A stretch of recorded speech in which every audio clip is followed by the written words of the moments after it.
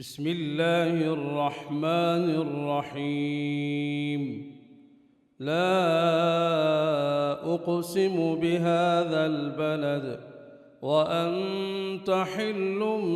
بهذا البلد ووالد وما ولد لقد خلقنا الإنسان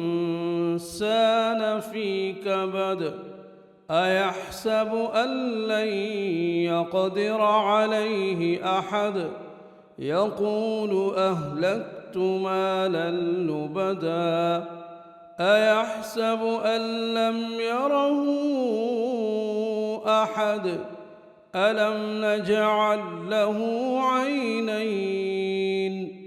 ولسانا وشفتين وهديناه النجدين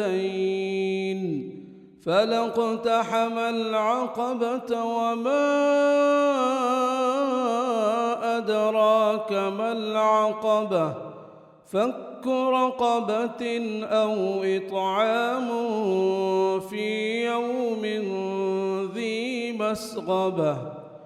يتيما ذا مقربة أو مسكينا ذا متربة